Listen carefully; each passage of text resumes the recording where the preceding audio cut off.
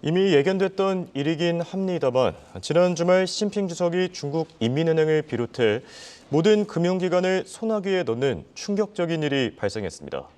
이에 따라 다음 수순으로 중국에 투자된 외국인 자금까지 모두 회수하지 않겠냐는 평가까지 나오고 있는데요.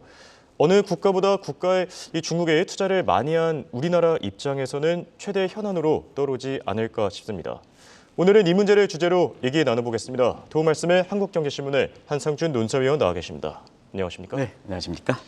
네, 이 시간을 통해 미국의 정치적 거버넌스가 문제가 될 것이다. 수차례 강조한 바 있습니다. 그런데 주말 사이 미국 하원 의장 후보마저 사퇴하지 않았습니까? 네, 그렇습니다.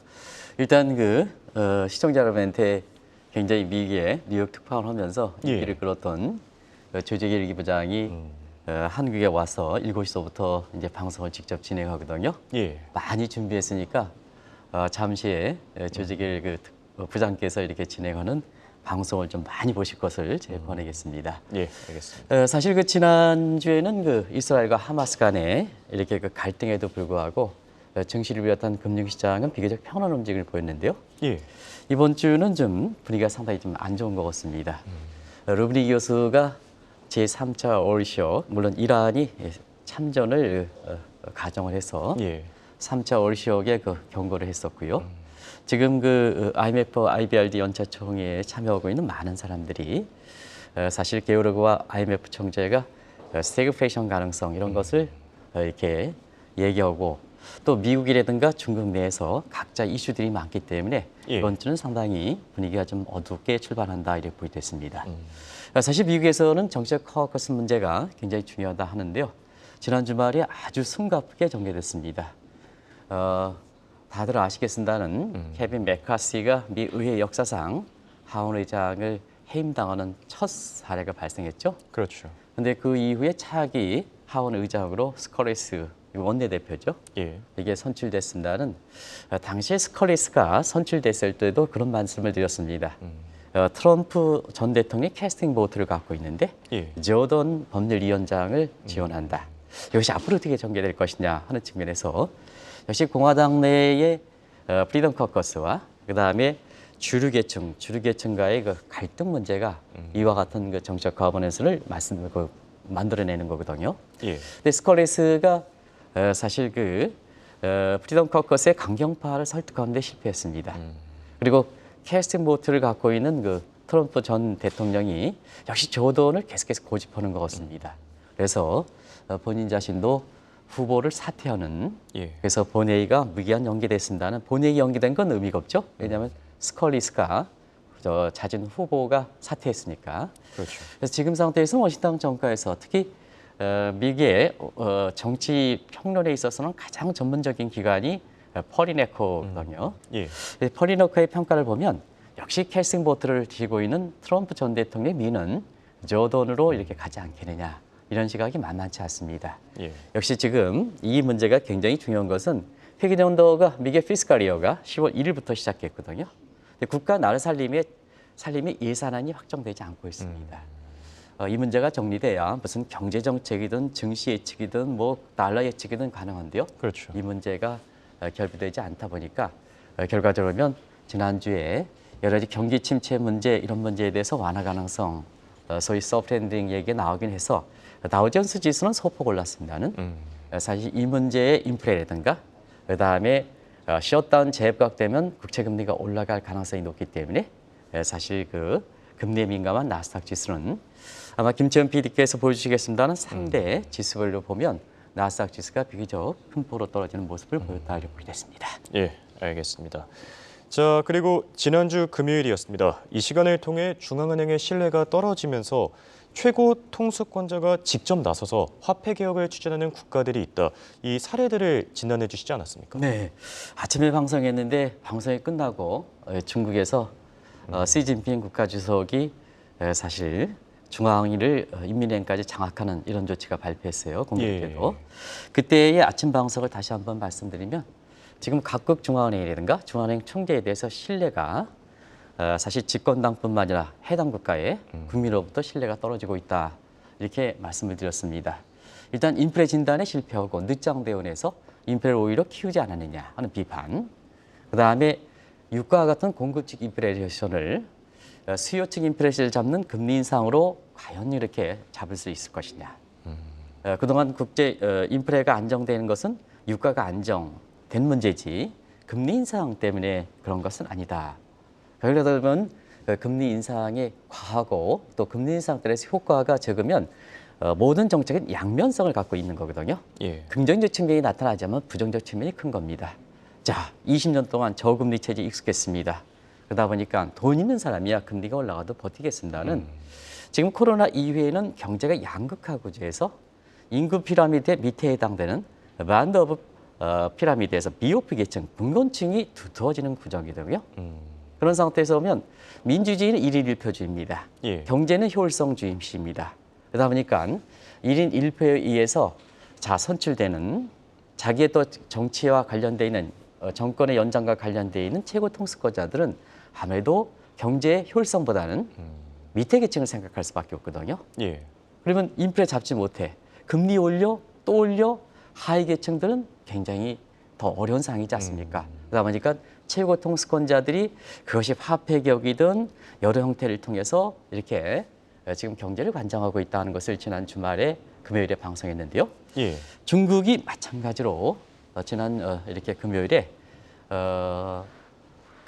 모든 금융기관을 관장하는 이러한 그 조치가 발표해서 지금 국제금융시장에서는 굉장히 지금 이것이 어떤 파장을 몰고 올 것이냐 최대 이슈로 등장하고 있다 이렇게 보게 됐습니다. 예. 말씀하신 대로 이 방송이 나간 직후에 시진핑 국가주석이 중국의 모든 금융 업무를 장악한다고 발표해 정말 충격을 줬었는데요. 이번 이슈는 어떻게 생각하십니까? 네, 이 조직이 뭐냐 하는 것을 시진핑 측근으로 예. 공산당이 지금 모든 권력을 주도하는데요. 공산당이 주도하는 중앙금융위원회입니다. 공교롭게도 금융위원회 우리와 비슷해서 사실 명칭이 똑같습니다는 예. 이렇게 목적이라든가 설립이라든가 권한은 전혀 다르다 하는 걸 말씀드리겠습니다. 새로 신설된 조직이니까 간단하게 자막을 통해서 말씀드리겠습니다. 예. 위영상 목표는 지금 중국이 경기 침체 문제든 디플레 우려든 부동산 문제든 헝다그룹 사태 이런 잠재적 위험이 굉장히 많은 상태에서거든요. 시청자 여러분 다 아시겠습니다는 예. 이걸 관리해서 금융의 건전성을 제고하겠다 하는 것이 위영상 목표입니다.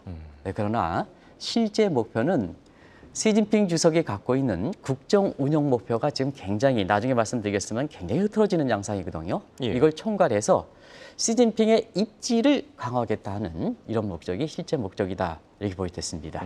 결과적으로 국가의 최고 통수권자인 시 주석의 총괄 목표를 달성하려고 하니까 예. 자, 일단은 책임자는 최측근으로 해야 된다. 그래서 시 주석의 최측근인 허리평 국무원 부총리를 임명시켰습니다. 예. 그리고 성격은 모든 기관을 아우르는 최상위 등급으로 해야 됩니다. 그래서 우리가 옥상옥으로 표시하고 있습니다는 사실 이 기관이 없다 하더라도 중국이 금융기관에 가는 데는 문제는 없습니다. 그러나 그동안 이렇게 금융기관들이 시 주석의 어떤 목표라든가 이런 부분에 제대로 달성하지 못했기 때문에 아주 옥상옥을 둬서 모든 금융기관을 총괄하는 이러한 성격을 갖고 있다 이렇게 보겠습니다. 예. 결과적으로 시 주석이 그동안 갖고 있는 불만상을 한꺼번에 털어놓은 과정에서 이런 신설 조직이 나온 것이 아닌가 이렇게 보고 있습니다. 예. 그래서 만약에 모든 금융기관을 관장하면 그러면 이제 자연스럽게 내부적으로 금융권을 관할하면 중국 내에 있는 여러 가지 기업 형태든 아니면 부동산 투자든 외국의 금융기관들이 또 외국의 자본들이 많이 이렇게 들어간 상태거든요. 예. 그럼 중국 내부적으로 장악하면 외국인이든가 이런 외국 기관의 관리 대상이 되는 이 기관이 격상되다 보니까 사실 외국인의 투자자 입장에서는 어떤 수수료를 받는 거냐. 그럼 외국인 투자 입장에서 가장 개성공단과 같은 사태거든요. 예. 그러면 기존에 중개 투자했던 외국인 자산을 동결하고 경우에 따라서 훼손한 게 아니냐 하는 이런 쪽이 이번 조치와 관련해서 한국을 비롯해서 국제금융시장에 초미의 관심이 되고 있다 이렇게 보게 됐습니다. 예. 그리고 또 중국 경제, 지금 부동산 부실 그리고 경기 침체가 장기간 동안 지속됨에 따라 상황이 심각하던데요. 네, 왜 이런 조치가 나타나냐면 예. 맡겨놨더니 못하거든요. 그거 맡겨놨더니 못한 게 헝다그룹 사태를 비롯해서 부동산 문제라든가 경기 침체 문제, 디플레 우려가 되는 이 문제가 사실 크게 원인이 제공하겠죠. 예. 아시겠습니다만 중국이 목표 성장, 계획 경제이기 때문에 목표 성장률을 두고 있는데요. 현재 목표 성장 5%입니다. 근데 목표 성장률 도달하기 못한 게 벌써 해수로 3년째를 지속되고 있습니다. 그리고 지난주에 상해 지수가 3,100선이 깨질 움직임을 보이고 있습니다. 예. 뭐 아시겠습니다는 중국이 많은 사람이 리오프닝, 경기 부양해서 중국에 대해서 굉장히 강조하는 시각이 있었습니다는 상해 지수는 이렇게 지금 보면 3,088 해서 거의 3,100선이 깨졌군요. 예. 이렇게 3,100선이 상징선이 깨졌습니다. 그러다 보니까 위기감이 작용하고 있다 이렇게 됐습니다. 결과적으로 부동산발 금융위기는 계속되는 거죠. 이건 누적되고 있습니다. 그리고 경기에서 이렇게 보면 경착륙 문제, 잃어버린 10년, 그다음에 여러 가지 중국과 관련해선 이렇게 어려운 상황들이 지금 많이 발생하고 있거든요. 자연스럽게 지금 중국의 새로운 신진 세력으로 부각되고 있는 청년 실업 문제 어떻게 되겠습니까? 시청자 여러분, 7월 이후서부터는 발표하지 않고 있습니다. 그만큼 시진핑 입장에서는 제3의 천안문 사태라든가 이런 게 우려하기 때문에 그렇다고 보고 있습니다. 최종적으로 발표했던 중개 실업률이 21점, 제 기억으로는 7% 정도 됩니다. 지금은 어떨까? 지금은 약 45%. 대졸자를 겨냥한다면 졸업자의 절반 정도는 취업을 못하고 있다. 예. 그러면 아무리 시진핑이 그립을 갖고 있다고 공산당이 그립을 갖고 있다 하더라도 내 생계에 불안하다 보니까 들고 일어날 수밖에 없죠. 근데 이러한 문제를 지금 3년 동안 각 해당 분야에 그것이 이렇게 중국 인민은행이 주가 되겠죠. 인민은행에 맡겨놨더니 해결 못한다. 어떻게 할 것이냐. 계속해서 맡길 것이냐. 당연히 중국의 시진핑의 위기감을 볼 때에는 새롭게 맡겨야죠. 예. 그래서 이번 조치가 나왔다고 보게 됐습니다.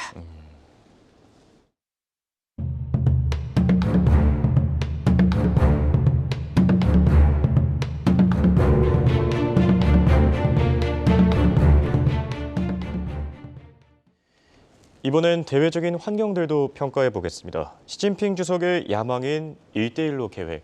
지금 유명무실화됐다는 평가가 나올 정도로 위기감이 크게 작용하고 있지 않습니까? 네, 1대1로 계획은 사실 국제평가는 예. 시진핑이 그렇게 야심차게 추진했습니다는 사실은 유명무실화됐다. 이 내용은 그때그때마다 전해드렸는데요. 예. 한번 보겠습니다. 1대1로 계획을 천막기 전에 중국이 막대한 외환보고를 이용해서 아프리카라든가 이런 게 국제 원자재를 확보하는 전략이었었거든요. 예. 근데 사실은 그 국제 원자재 이렇게 확보하겠다 해서 아프리카를 지원하겠다 이렇게 하는데 사실 취약국의 가장 중요한 외화 유동성을 채워주면서 중국의 야심이 드러났다. 결과적으로 경제를 예속시킨다. 예. 그러다 보니까 아프리카 입장에서 어떠냐. 과거 1970년대 콜롬비아라든가 중남미 국가에 미국의 제국주의에 의해서 자원을 다 탈취하는 과정에서 1970년대에 중남미 내에서는 종속이라는 얘기가 나왔거든요. 오랜만에 들어보시죠? 예. 이게 아프리카 내에 대상이 미국이 아니라 중국을 대상으로 제2의 종속이론까지 나온다. 이렇게 보게 됐습니다. 예. 그래서 그것이 바탕이 돼서 반성을 계획해서 1대1로 계획을 이렇게 추진했던 거거든요. 정말로 1대1 계획을 야심차게 추진했죠. 아마 예, 뉴스계에서 이거만큼 장식한 것도 없지 않냐 생각합니다. 예, 맞습니다. 근데 지금 어떠냐. 1대1로에 아주 적극적인 참여하는 국가일수록 부실화됐다. 국가부도 사태가 됐다. 이렇게 됐습니다. 예. 그 대표적인 국가가 스리랑카, 파키스탄 같은 이런 국가다. 이렇게 됐습니다. 그렇죠. 그리고 그 후손 부대에 있는 것이 터키 에르도안이라든가 이런 국가, 또 중남미의 이렇게 브라질이라든가 이런 또 아르헨티나 이런 국가들이 됐다. 이렇게 됐습니다. 예. 어제 어떻습니까? 스리랑카, 파키스탄 같은 경우에는 중국에서 구제금융을 줬는데 IMF의 구제금리는 무료거나 무상이거나 아니면 평균적으로 2%인데 어이구 자기 1대1로에 참여하는 국가에 대해서 부실화되는데 구제금융 줘. 근데 구제금융률이 7%나 넣지 않습니까? 그러면 스리랑카라든가 이런 파키스탄 같은 경우에는 결과적으로 그 대출 받았던 자금이라든가 구제금리를 갚기 위해서는 항만이라든가 이런 것을 전부 중국에 바쳐야 되거든요. 예. 그러다 보니까 자 스리랑카라든가 파키스탄 입장에서는 국민들이 있지 않습니까? 국민의 주권을 생각하면 계속해서 1대1로 계획을 가야 되느냐? 안 가는 거죠. 그 반성을 계기로 해서 최근에는 미국이라든가 미국 주도는 IMF로 향하는 거다. 그리고 주변 세력인 터키의 에르도안도 EU에 이렇게 친해서 미국에 다가가는 모습을 보이고 있거든요. 이런 과정에서 자, 바이든 대통령은 어떠냐? 1대1의 개혁, 파악스 시니카의 구체화 시적으로 하나야? 그러다 보니까 흐트러져 이번 기회를 기획해서 완전히 아마 장악하겠다 해서 반일대 계획을 천명하고 있습니다. 그러다 보니까 자연스럽게 중국의 시진핑 입장에서는 위기감이 안 돌 수밖에 없죠. 예. 이런 과정에서 이번 같은 총괄적인 금융기관을 만드는 거다 이렇게 보여졌습니다. 그런데 말이죠. 만약 1대1로 계획이 무너진다면 시 주석의 또 다른 야망인 위안화 국제화 과정도 이 흔들리는 악순환이 나타나지 않겠습니까? 1대1로 계획과 예. 위안화 국제화 과제는 동전의 앞뒷면이죠. 하나가 무너지면 하나가 당연히 흐트러지게 되는 거죠.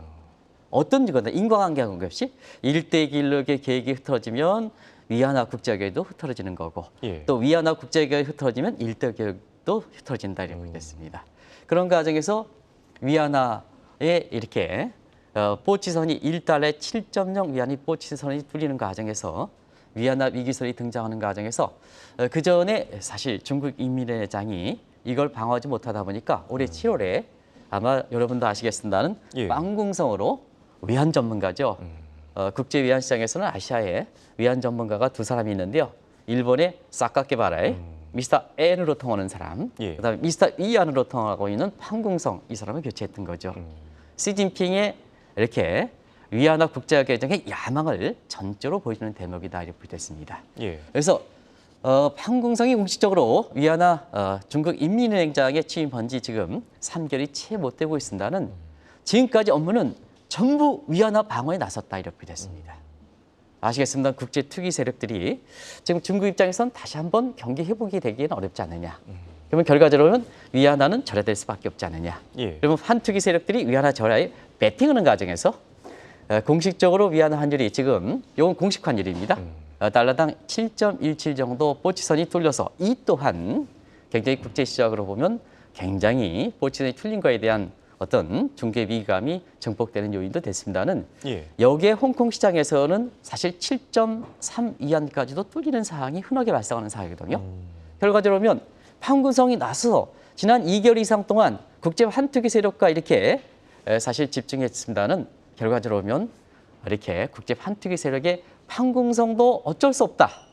그래서 최근에 보면 판궁성도 이게 교체해야 되는 게 아니냐. 중국 인민행장 아니겠습니까? 예. 취임한 지 얼마나 됐습니까? 3개월이 채 안 됐거든요. 그런 과정에서 이 또한 판궁성의 교체 가능성 이런데요. 자, 엊그제 임명했던 사람을 또 교체하겠습니까? 그러면 시진핑 입장에서는 자기 자신의 위력이 떨어지는 거죠. 그렇죠. 그 사람을 믿고 일관성이 있으면 자, 인사라는 것은 굉장히 신중하게 얘기해야 되거든요. 그래서 국민의 청문회가 있는 거 아니겠습니까? 예. 당신 마음대로 개혁동성하지 마음대로 결정하지 말아라. 국민의 입장에서 가장 바탕스러운, 가장 정확한 사람을 내다. 우리가 국민의 청문회가 있지 않습니까? 예. 그 마찬가지로 자 아무리 중국에서 보면 기획경제, 통제경제 하더라도 자 3개월 전에 임명했던 판구성을 또 교체 안 되는 거죠. 그래서 이번 같은 이렇게 초당적 성격의 이렇게 기관이 등장한 거다 이렇게 보겠습니다. 예. 얘기만 들어도 지금 시진핑 주석 굉장히 궁지에 몰린 상황으로 보이는데요. 최근 국제 환투기 세력에 뚫리면서 이례적으로 민감한 반응을 보였다고요? 네, 지금까지 경기 침체 문제, 부동산 문제, 1대1로 기획, 위안화 문제에서 예. 가장 시진핑 입장에서는 그 안건들이 잘 안 됐을 때 가장 민감하게 반영할 수 있는 게 뭘까 하는 측면에서는 시진핑과 미국과의 패권 다툼에서 예. 미국 중심의 팍스 아메리카 대비해서 팍스 중국 중심의 팍스 스니커를 구축하는 게 가장 큰 야망이지 않습니까? 그렇죠. 그 팍스 스니커 구축한다는 입장에서는 사실 1대1의 경우는 하나의 수단이고 팍스 스니커는 뭐냐? 역시 위안화 중심 체제거든요. 예. 그래서 위안화에 이렇게 절하가 되고 국제 환투기 세력들이 이렇게 뚫리는 과정은 시진핑 입장에서는 가장 민감하게 반영할 수밖에 없다 이렇게 됐습니다. 자, 판궁성이 어떻게 지금까지 위안화 절하에 방어했느냐 하면 지금 상태에서는 위안화를 회수하면 위안화를 회수하면 위안화 가치가 올라가겠죠. 예. 위안화가 회수하면 사실 이 위안화 회수하면 지금 중국은 부동산 내부에 굉장히 신용경세, 크레딧 크런치 문제 때문에 굉장히 안 좋은 상태에서 위안화 방어를 위해서 회수에 경기 더 침체되죠. 예. 그래서 갖고 있는 달러 가지고 이렇게 풀었던 겁니다.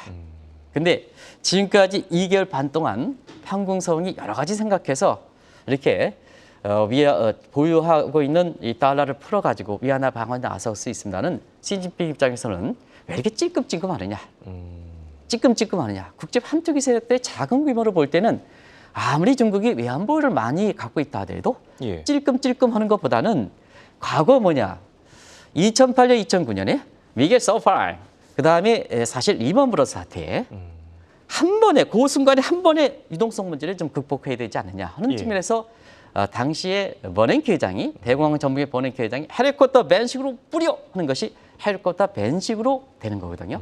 시진핑 입장에서는 이렇게 해야 되지 않느냐 하는데 사실은 헬리콥터 밴식의 문제는 미국의 금융위 것처럼 대내 문제일 때 효과가 있습니다. 예. 근데 위안화는 환율 문제이지 않습니까? 미국과 중국의 환율의 교환 비리지 않습니까? 이런 상태에서 사실은 이게 급하다고 해서 헬리콥터 밴식으로 보유하고 있는 달러를 풀려고 할 때는 상당히 자충수가 되지 않겠나 이런 각도가 만만치 않다 이렇게 보겠습니다. 예.